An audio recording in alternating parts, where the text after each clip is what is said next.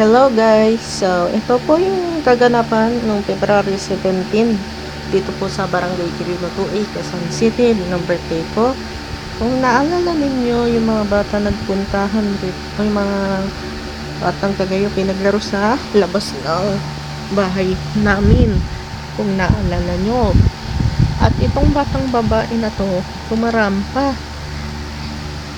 Ayan, model pa, binidyoan ko pa siya.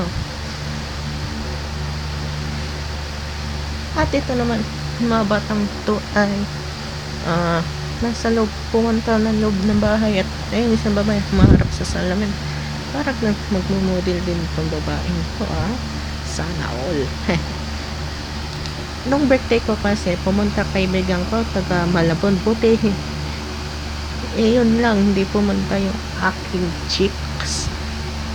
No, yung chika babe ko sa UP naman.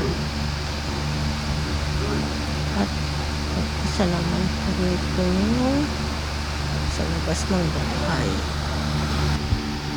Pero ayun, yung tatlong bata naglaro sa labas ng bahay. Pero etong video to nakita na lang namin sa balita, napanood sa 24 oras weekend yung birthday ko. Pero yung ibang kaganapan dun din napanood sa 24 oras weekend ba ito? Sa balitang Hali weekend. Ayun. At ito yung mga kaganapan sa aming PisoNet. Yung dalawang batang o yung dalawang lalaki nag-ML at yung isang batang babae at isang lalaki naglalaro ng Roblox. Yun. Sana all. At ito yun eh. And but wait, there's more. Ito pa. Uminom pa ako ng alak. Alam niyo naman kung ilang hours sa PisoNet. Eto, iso-show ko sa inyo guys. Ito na.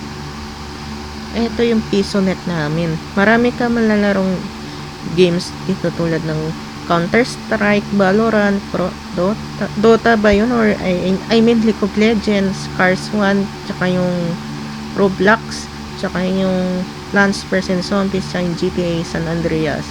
At syempre, hindi rin nagpapahuli yung Plants vs Zombies na laro, diba? At ito, may ilaw yung bintana ng PisoNet namin. O, diba? Parang yung Christmas light ginawang ilaw o gaming light ng PisoNet. No? At ito yung alam niyo naman.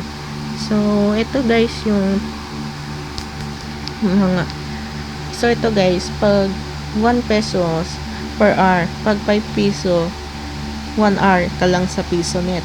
So, pwede ka na dyan pwede naman ako na tournament, mga bata man na trash tukan man na Roblox man di oy, Valorant.